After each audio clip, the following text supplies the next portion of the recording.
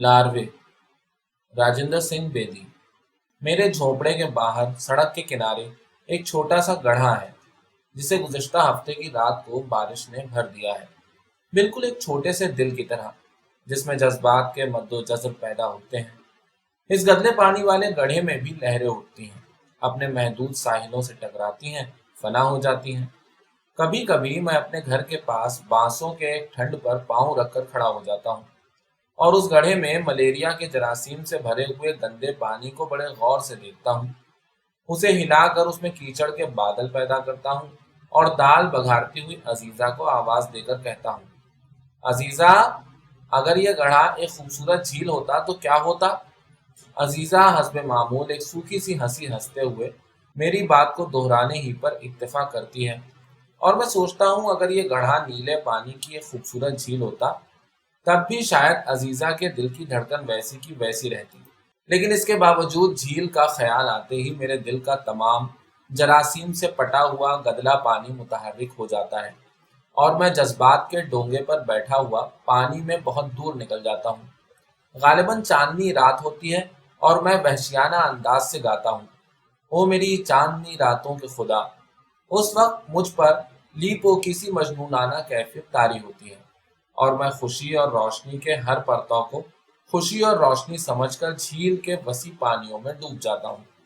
काश्मीरी डल के वो तमाम नज़ारे मेरे जहन में पैदा हो जाते हैं जो मैंने कभी नहीं देखे। अलबत्ता हर साल देखने का तहैया करता हूँ, लेकिन या तो सरकारी हुक्म की तामील में बंदूकों वाली बारकों का ठेका ख़त्म करना होता है और या मेरा मुख्तसर सा असासा अजीज़ा की धड़कन के इलाज में ख़त्म हो जाता है। बारिश के बाद चौमासा होता है और चौमासे के बाद बारिश। बारिश चौमासे का पेशखेमा होती है। हत्ता कि ये दोनों शोरीदा सर बच्चे आंख मिचोली खेलते हुए घर से बहुत दूर निकल जाते हैं और इसके बाद धूप रह जाती है और नाम अल्लाह का। कुछ दिन तक तो यही महसूस होता है कि नाम अल्लाह का भी नहीं रहा, फकत धूप ही धूप रह गई है। और इस आलम में नन्ना भूरा साइस, बिल्ला चाचा, प्रीतम दास ऑनरेरी मजिस्ट्रेट और छपरखट के पेंदे में लगी हुई अजीजा, किसी को तवक्को नहीं होती कि जखीरे के पीपल और लहसोड़े मिलकर तालियां बजाएं, और न ही किसी को शीशम के गिरते हुए पत्तों के लिए नौहे की तवक्को होती है। नबातात, चरिंद परिंद खामोश, इंसान और हैवान खामोश खड़े हो जाते हैं, जैसे कुदरत के मुमतहिन ने उनसे कोई निसाब से खारिज सवाल पूछ लिया। उस वक्त प्रीतम दास का हैबतनाक डिंगू कुत्ता और मैं दोनों जबानें बाहर निकाले हुए उस गड्ढे की तरफ रुजू करते हैं। गड्ढे में बारिश नहीं, उसकी हसीन याद बाकी रह जाती है, जिसे देख कर ये बेहिश्ती ख्याल आता है, कभी बारिश होती थी, कभी बारिश होगी। एक शाम बारकों के लिए फूस लदवा चुकने के बाद जब मैं उस गड्ढे के करीब आया तो मैंने देखा कि गड्ढे के पानी में सैकड़ों छोटे छोटे दुमदार मेंढक इधर से उधर और उधर से इधर तैर रहे थे और गड्ढे के साहिलों पर लातादार लार्वे चिमटे हुए थे। कभी कोई लार्वा यकलख्त अपने समुंदर के साहिल को छोड़ देता और लापरवायाना खिलंदड़ेपन से अपनी दुम को सर के साथ लगातार छोड़ता हुआ बहुत दूर तक पानी में निकल जाता और गड्ढे की तह में उगी हुई नबातात में बसने वाले किरमिकों के दरमियान में से होता हुआ फिर अपने ठिकाने को लौट आता। दुमदार मेंढक उन नन्हे नन्हे झांझों की तरह बेढंगे अंदाज से कलाबाजियां खाते हुए कभी सतह पर चले आते और कभी तह में बैठ जाते। मैंने इसी ठंड पर खड़े होकर इन झांझों की नाकाबिले फहम हरकतों को समझने की कोशिश की। आखिर क्या चीज इन्हें बज़ाहिर बेमकसद और बेमानी तौर पर ऊपर से नीचे और नीचे से ऊपर तैरने के लिए मजबूर करती है? कौन से रियासती राजों को सीने में लिए, कौन सी सियासी गुत्थियों को सुलझाने के लिए ये अपनी बस्ती को छोड़ते हैं, फिर लौट आते हैं?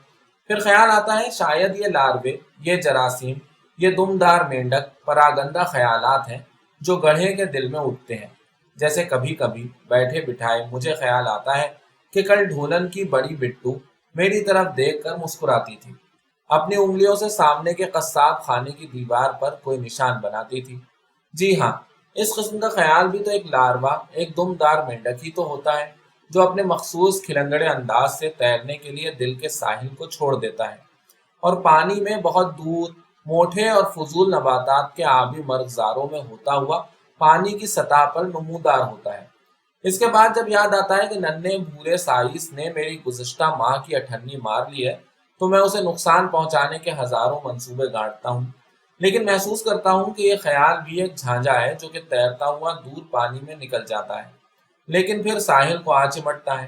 گویا ساحل اس کے لیے محض ایک منزل نہیں ہے بلکہ ایک حقیقت ہے، بالکل ایک ایسی حقیقت ہے جیسے میرے منہ پر خشخشی داڑھی ہے، اور میں اچھی طرح سے جانتا ہوں کہ اس داڑھی کو دیکھ کر ڈھولن کی بڑی بٹو کبھی پسیر نہیں سکتی، کبھی قصاب خانے کی دیوار پر اپنی انگلیوں سے نشان نہیں بنا سکتی، ایسے ہی جیسے میرا تمام اثاثہ عزیزہ کی ایک فضول دیرینہ بیماری پر ختم ہو چکا ہے، اور اسی وجہ سے میں کشمیر دیکھنے کے ناپاک ارادے کو دماغ میں گھسنے کی اجازت نہیں دے سکتا۔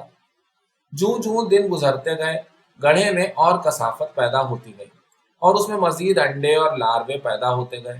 مجھے ان بدزیب بے ڈول نامکمل جھانجھوں سے ایک قسم کا انس پیدا ہو گیا تھا۔ میں ان کے لیے اپنے دل کے کسی کونے میں محبت کا جذبہ پانے لگا، ایسا ہی محبت کا جذبہ جو میرے دل میں اپنے بڑے بیٹے فخرو کے لیے پیدا ہوتا ہے یا اپنی شیر خوار بچی خالدہ کے لیے۔ اس گڑھے میں ملیریا کے خطرناک جراثیم پل رہے تھے، لیکن میرا جی چاہتا تھا کہ نہ صرف آنریری مجسٹریٹ اور ننھے بھورے کو ملیریا ہو جائے بلکہ مجھے، عزیزہ اور میرے سب بچوں کو یہ بیماری لاحق ہو۔ مجھے ان لارووں سے ایسے ہی انس تھا جیسے کہ مجھے اپنے پراگندہ خیالات سے محبت تھی۔ ابھی جب کبھی صبح کو ٹھنڈی ہوا چلتی ہے تو میں چارپائی پر لیٹا ہوا اپنے پراگندہ خیالات کی مدد سے دنیائے حقیقت کو تمام ناممکنات سے ہمکنار کر دیتا ہوں۔ مثلاً سوچتا ہوں کہ ٹھیکے کے سامنے کوٹھی میں بسنے والے بادشاہ کی نوجوان لڑکی خود بخود میرے پاس چلی آئی ہے، یا آج میں نے بڑے سردار صاحب کی جیبوں سے نوٹوں کے تمام بنڈل اچک لیے ہیں اور عزیزہ کو ساتھ لیے ایک کار میں بیٹھا کشمیر کی طرف بھاگا جا رہا ہوں۔ اب کشمیر کے نشاد باغ میں ہوں، میں اور عزیزہ بڑے بڑے سرخ گلاس جو کہ ڈاکٹر نے اس کے لیے مفید بتلائے ہیں کھا رہے ہیں۔ ہماری ٹانگیں پانی میں ہیں اور برفانی پانی ہمارے پاؤں کو چھوتا ہوا دور کسی نامعلوم جگہ کی طرف جا رہا ہے، اور جس طرح میں اپنے دل کو منمانی کارروائیاں کرنے کے لیے کھلا چھوڑ دیتا ہوں، اسی طرح اس گڑھے میں لارووں کو تیرنے سے کوئی نہیں روک سکتا۔ اب جب کہ گڑھے کا پانی سوکھتا جا رہا تھا، میں سوچنے لگا ان نرم نرم جھانجھوں اور ان مدبر مینڈکوں کا کیا ہوگا؟ کیا یہ چوماسا کبھی ختم نہ ہوگا؟ ایک دن گڑھے کا پانی سوکھ جانے سے یہ سب ختم ہو جائیں گے، جیسے میرے دل کی آبیاری نہیں ہوتی، کیا اس گڑھے کی بھی آبیاری نہ ہوگی؟ میں ہر روز آسمان کے کسی کونے میں لٹکے ہوئے بادل کو دیکھا کرتا۔ کبھی ایسا بھی ہوتا ہے کہ ایک معمولی سا بادل بادلوں کی ایک فوج کے ہرابل میں آتا ہے، لیکن اس دن کمیٹی کا داروغہ اس گڑھے کی طرف آتا دکھائی دیا۔ میں نے قریب پڑے ہوئے کنیر کے پتوں سے اس گڑھے کو ڈھانپنے کی کوشش کی، لیکن مکھی کی طرح صفائی کا داروغہ بھی طبعی طور پر غلاظت کے تمام اڈوں سے واقف ہوتا ہے، اور اس داروغہ کو بھی اس گڑھے کا علم تھا۔ اس کے ساتھ رامو کہار، ایک خاکروب، دو نوجوان نو ملازم ہیلتھ وزٹر، انسانی تہذیب کے لاروے بھی آ رہے تھے۔ وہ لوگ اس گڑھے میں لال دوائی پھینک کر تمام جراثیم ہلاک کرنا چاہتے تھے۔ میں نے کہا، اس کا مطلب یہ ہے کہ تم لوگ میرے فخرو کو مار ڈالنا چاہتے ہو، میری خالدہ کو زہر دینے آئے ہو۔ لاؤ، تمہارا کام میں آسان کیے دیتا ہوں۔ میں ملیریا کے تمام اڈوں سے واقف ہوں، اور پختہ پل کے رقبے میں جراثیم کو تباہ کرنے میں مجھ سے زیادہ کوئی بھی آپ کا ممد و معاون ثابت نہ ہوگا۔ نوجوان ہیلتھ وزٹر نے پرشکوک نگاہوں سے میری طرف دیکھا، اور بالآخر اس نے تمام دوائی میرے ہاتھ میں دے دی کہ ہر روز صبح اٹھتے ہی اسے تمام گڑھوں میں پھینک کر ان لارووں کا خاتمہ کر دیا کروں گا۔ میں نے ان سب کو یقین دلایا، جس کے بعد وہ چلے گئے، اور میں نے وہ لال دوائی واٹر ورکس کی 20,000 گیلن والی ٹنکی میں پھینکوا دی۔ میں حسب دستور ہر یکے کی طرف سے آنے والی سڑک کے پاس پل پر ٹانگیں لٹکائے اس گڑھے کے قریب بیٹھا تھا، اور مچھر میرے سر پر سریلی تانے الاپتے ہوئے اڑ رہے تھے۔ میں نہیں جانتا وہ بے وضاحت پشے اپنی بھاشا میں کیا اور کون سا راگ الاپ رہے تھے۔ شاید وہ کہہ رہے تھے، اے اللہ کے نیک بندے، تو نے ہماری اولاد کی خبر گیری کی ہے، ہم تیری اولاد کی خبر گیری کریں گے اور انہیں جلد ہی اس دنیا کے جیل خانے سے نجات حاصل کروا دیں گے۔ یعنی ملیریا کے سب سے زیادہ تندرست جراثیم فخرو اور خالدہ کے جسم میں داخل کریں گے۔ میں نے جواباً کہا، اے میرے عزیز مچھروں، میں نے تمہاری اولاد کو بچا کر تم پر کوئی احسان نہیں کیا، بلکہ ایک معمولی انسانی فرض ادا کیا ہے۔ گرمیوں کے شروع میں چھاؤنی کے ہیڈ کوارٹرز ڈلہوزی جا چکے تھے اور انگریزی ریجیمنٹ کے بھی نصف سے زیادہ سپاہی ڈگشائی اور لوئر ٹوپا پہنچ گئے تھے۔ ان دنوں ننھے بھورے کا بیکار ٹٹو سارا دن تھان پر بندھا رہتا اور ہر روز دوپہر 1 بجے کے قریب زور زور سے ہنہنایا کرتا۔ شاید وہ اس ایزا رساں نمدے والے جوئے کو یاد کرتا تھا جو کہ چند دنوں سے اس کے کندھے پر نہیں ڈالا گیا تھا۔ ننھے بھورے کا ٹٹو ان بیکاری کے دنوں میں یا تو کثرت سے پیشاب کیا کرتا یا اپنی پچھاڑی سے لید کو چاروں طرف بکھیر دیتا۔ اس کے علاوہ اسے عزیزہ کی دونوں بکریوں سے خدا واسطے کا بیر تھا۔ ان بکریوں کے نام گنگی اور جمنی تھے اور انہیں عزیزہ غازی آباد سے جہیز میں لائی تھی۔ جب گنگی اور جمنی اپنے گلے کے گھنگروؤں کو بجاتی ہوئی سبک رفتاری کے ساتھ اس کے پاس سے گزرتی تو وہ اپنی ٹانگوں کو ہوا میں اچھالنے لگتا اور رسہ توڑانے لگتا۔ وہ اپنے جسم کو گزن پہنچانے والی مکھیوں کی بجائے بے ضرر بکریوں کو اپنا دشمن سمجھ لیتا۔ ٹانگیں ہوا میں اچھالنے سے بکھری ہوئی لید میں بسنے والے تمام مچھر اڑنے لگتے اور کہرو خاکروب ان مچھروں کو بھگانے کے لیے فوراً عملتاس اور شیشم کے سوکھے ہوئے پتوں میں آگ لگا کر گہرا دھواں پیدا کر دیتا۔ پیشاب اور لید کے تعفن، مچھروں کی گھوں گھوں اور دھوئیں کی کثافت سے عزیزہ کا دل اور بھی ڈوبنے لگتا۔ جب بارش کے خدا نے میری عرض داشت مسترد کر دی اور گڑھا زیادہ سوکھ گیا تو میرے ذہن میں ایک ترکیب آئی۔ میں نے 85 بنگلہ کے مالی سے گینتی مانگی اور ننھے بھورے کے ٹٹو کی نان سے لے کر اس گڑھے تک ایک نالی بنائی اور صاف اور تازہ پانی کو نالی میں انڈیل دیا۔ گڑھا پھر لبالب بھر گیا۔ میں پھر شام کو تاڑی لے کر گڑھے کے پاس جا بیٹھا اور کھانستے ہوئے ان کی تمام نقل و حرکت کا اندازہ کرنے لگا۔ میں نے دیکھا کہ اس تازہ اور شفاف پانی نے ایک ہی دن میں لاروے کو اتنا کمزور کر دیا ہے کہ وہ ڈھاپ کے کناروں سے جدا نہیں ہوتے اور نہ ان میں وہ پہلی سی چستی اور کھلنڑا پن رہا ہے۔ ان دنوں آنریری مجسٹریٹ کشمیر جا رہا تھا اور اس کی چھوٹی بیوی عزیزہ کو بطور رفیقہ کے ساتھ لے جانا چاہتی تھی۔ میں حقیقت حال سے واقف تھا اور جانتا تھا کہ وہ عزیزہ کو بطور خادمہ اپنے ساتھ رکھنا چاہتی ہے، لیکن میں اس بات کے لیے فوراً رضامند ہو گیا، محض اسی وجہ سے کہ وہ خواب جن کی تکمیل میں ابھی تک اپنی زندگی میں نہیں دیکھ سکا اپنی عزیزہ کی زندگی میں پورے ہوتے ہوئے دیکھ لوں۔ اس کے علاوہ خنک ہوا اور مصفا پانی میسر آنے سے عزیزہ کی صحت بھی اچھی ہو جائے گی۔ صرف راستے کے اونچ نیچ کی وجہ سے اس کا دل ڈوبنے کا احتمال تھا، لیکن مجسٹریٹ کی اپنی کار تھی۔ مجھے یقین دلایا گیا کہ وہ لوگ اسے بڑے آرام سے کشمیر لے جائیں گے۔ میں نے ایک نامکمل سی خوشی میں گنگی اور جمنی دونوں کو بیچ دیا اور ان پیسوں سے عزیزہ کے لیے کچھ کپڑے لتے اور ایک کمبل خرید لیا اور ان لوگوں کے ساتھ اسے کشمیر روانہ کر دیا۔ مجھ جیسے لوگ جو اپنے تخیل کی مدد سے کثیر گڑھوں میں ہی خوبصورت جھیلیں دیکھ لیتے ہیں، قدرت بھی انہیں کثیر گڑھوں سے پرے جانے کی طاقت نہیں بخشتی۔ اس وقت جبکہ عزیزہ کشمیر کی ٹھنڈی ہوا کھا رہی ہوگی، میں اس گڑھے کے قریب بیٹھا ہوں گا۔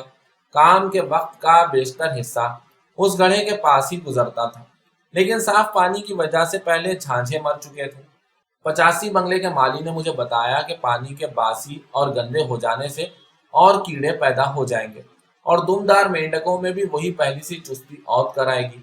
ننھے بھورے کے ٹٹو کا پیشاب بھی اسی نالے کے راستے سے گڑھے میں آنے لگا اور ایک دن میری خوشی کی انتہا نہ رہی جبکہ میں نے پھر مینڈکوں اور لارووں کو پانی میں ادھر سے ادھر اور ادھر سے ادھر اپنے مخصوص بے ڈھنگے انداز سے تیرتے ہوئے دیکھا۔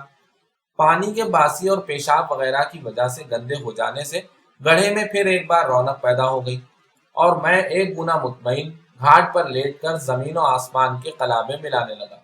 دھوپ اتنی تیز ہو چکی تھی اور چوماسا اس آفت کا تھا کہ پل کے ارد گرد کا سارا رقبہ کھمبوں سے بھر گیا، لیکن اس دن سے میں نے کبھی آسمان کی طرف بارش کے لیے نہیں دیکھا۔ میں جانتا تھا کہ آسمان سے تازہ پانی پڑتے ہی یہ کیڑے ہلاک ہو جائیں گے اور جب تک یہ پانی پھر کثافت سے آلودہ اور باسی نہ ہوگا مزید لاروے وجود میں نہیں آئیں گے۔ چوماسے کے دوسرے دن بڑی موسلادھار بارش ہوئی۔ اس وقت میں تنے تنہا اپنی جھوپڑی میں بیٹھا اپنا پھٹا ہوا پاجامہ سی رہا تھا اور سوچ رہا تھا کہ لالا کا 2 ماہ کا بل کیسے ادا ہوگا کہ باہر کسی نے دروازے پر دستک دی۔ میں نے فوراً اٹھ کر دروازہ کھولا۔ میرے سامنے تار کا ہرکارا تھا۔ عمر 30-35 برس کے قریب ہوگی۔ چہرے کے سیاہ رنگ میں سے 2 سرخ ڈوروں سے بھری ہوئی آنکھیں پھٹی پڑتی تھیں۔ اس کی خاکی وردی تمام بارش میں بھیگ چکی تھی اور پانی کے قطرے اس کی کنپٹیوں سے ہوتے ہوئے داڑھی کے بالوں سے قطرہ بہ قطرہ ٹپک رہے تھے۔ ایک انگلی سے چہرہ پوچھنے کے بعد اس نے خاکی بلاؤز کے نیچے سے ایک بھیگا ہوا لفافہ نکالا اور بولا، میاں عزیز الدین ٹھیکیدار کے مختار آپ ہیں؟ میں نے بغیر جواب دیے اس بھیگے ہوئے لفافے کو ہاتھ میں لے کر کھولا۔ تار پریتم داس کی طرف سے تھا۔ لکھا تھا، عزیزہ کو پہاڑ کا تندرست پانی راس نہ آیا۔ اسے کل ہل ڈائریا یعنی پہاڑی پیچش کی شکایت ہوئی اور آج اچانک صبح کے 7 بجے وہ مر گئی۔ چونکہ تمہارا ایک دن میں پہنچنا مشکل ہے، اس لیے میں ڈاکٹر کی سند لے کر اسے دفنا رہا ہوں۔ اپنی رضامندی بذریعہ تار بھیجو۔ میرے دماغ نے اس حادثے کی اطلاع کو قبول نہ کیا۔ میں نے فقط دروازے تک پہنچتے ہوئے اتنا کہا، اے خدا، تو اپنی بارش کو تھام لے۔